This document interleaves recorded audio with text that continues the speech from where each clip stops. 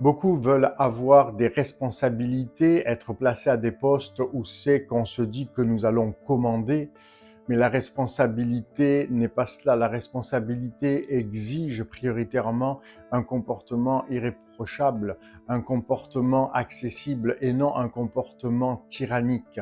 La responsabilité est importante et pour cela, il faut avoir été formé, il faut connaître son job, il faut connaître la manière de parler, la manière de s'adresser aux gens et motiver ses troupes.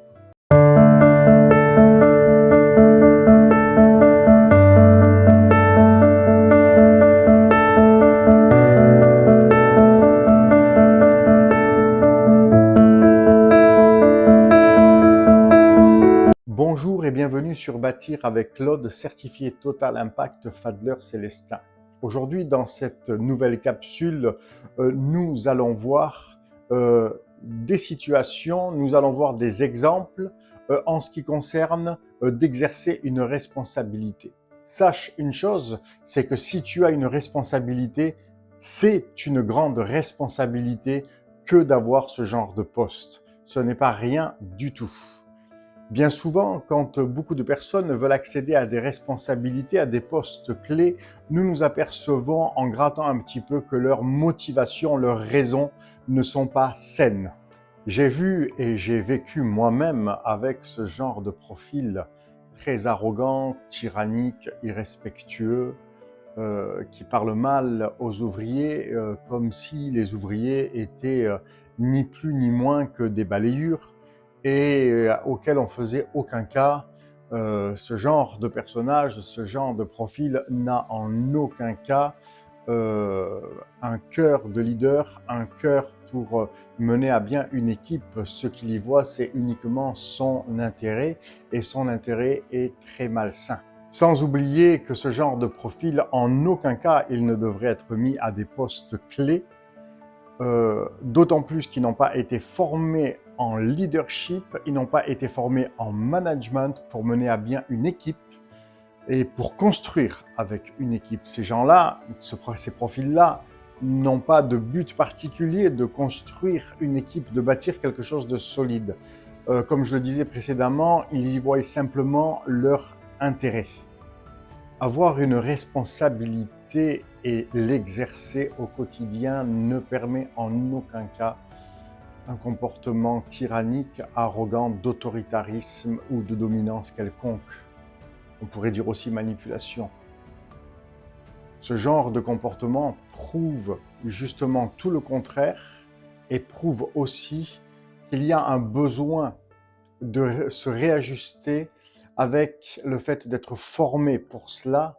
Si vraiment la personne a vraiment cette vocation de responsable, si vraiment cette personne a cette vocation de chef d'entreprise, de chef d'équipe, il est impérativement nécessaire d'être formé dans le leadership et aussi dans la revalorisation, parce que bien souvent, ces profils-là ont besoin eux-mêmes d'être revalorisés pour valoriser les autres.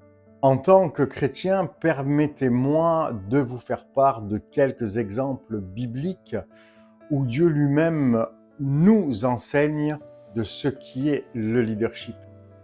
Dans les évangiles, nous pourrons très bien voir que Jésus lui-même, qui a appelé 12 apôtres à sa suite, a été l'exemple par excellence en leadership. Il n'a jamais manipulé qui que ce soit et il a toujours exercé un leadership avec une dimension de respect envers la personne.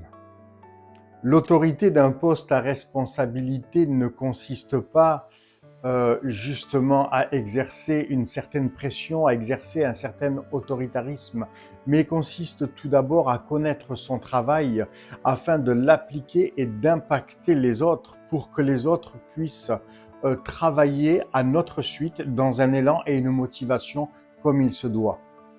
Dans Matthieu chapitre 7 verset 12, il est dit littéralement, et c'est très clair, tout ce que vous voulez que les hommes fassent pour vous, faites-le pour eux. Ce verset veut dire quoi? C'est très simple. Il veut dire que si toi qui es salarié, tu veux que ton patron te respecte, alors ne regarde pas pour l'instant à ce qu'il te fait. Mais toi, respecte-le et honore le travail qu'il te demande de faire. Et tu verras que progressivement, son comportement va changer. Maintenant, prenons la situation inverse. Si tu es toi-même chef d'entreprise et que tu veux que tes salariés te respectent et que tu veux que tes salariés honorent le travail que tu leur demandes de faire, alors commence par les valoriser, par les revaloriser. Commence par arrêter de mener une espèce de guerre tyrannique pour que tout ce que tu veux soit fait selon la manière que tu l'imposes.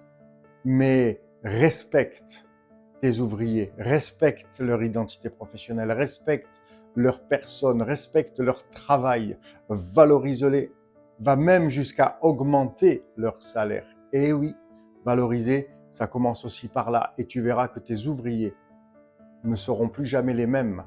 Et tu verras que le chiffre d'affaires de ton entreprise va grimper de manière comme tu l'avais jamais pensé. Ne nous y trompons pas, les fondements du leadership, les fondements de la valorisation et de la revalorisation sont de très haute importance. Autant pour un chef d'entreprise, autant pour des responsables, des cadres, autant pour des chefs et autant pour des employés. Maintenant, dans les profils que je viens de citer, autant les employés que les chefs d'entreprise, peut-être que toi qui regardes cette vidéo, tu te rends compte que tu te retrouves dans cette situation-là et que tu as besoin d'être accompagné, que tu as besoin d'être formé, que ce soit en revalorisation parce que tu en as toi-même besoin ou que ce soit aussi en leadership. Cependant, la question se pose et la question, je te la pose. Veux-tu vivre un refleurissement de ton entreprise? Veux-tu vivre un impact sur tes salariés? Veux-tu vivre une motivation en ce qui concerne l'investissement de tes salariés? Alors, je t'invite à me contacter, à m'écrire sur contact@claudepetix.com. Tu peux aussi visiter mon site internet claudepetix.com qui est Excellence et Valeur.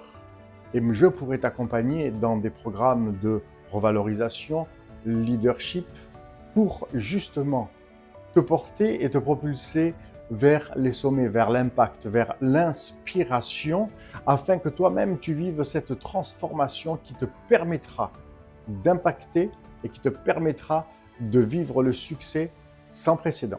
Je terminerai en disant que pour un chef d'entreprise, il a besoin de ses employés, de ses salariés, et qu'un salarié a besoin de son patron.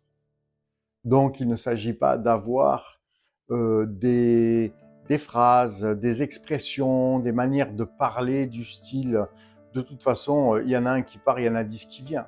Ce n'est pas comme cela qu'on bâtit une entreprise, ce n'est pas comme cela qu'on bâtit une confiance, qu'on bâtit avec ses collaborateurs et ses employés pour qu'une entreprise se développe dans la croissance financière et dans la croissance d'impact et de qualité. Comme je le disais précédemment, si tu veux vivre la transformation, si tu veux faire la différence et si tu veux vivre une saison nouvelle qui va se perpétuer dans le temps, d'une croissance comme jamais, alors je te le répète, écris-moi à contact@claudepetix.com et nous allons faire route ensemble et tu verras les sommets.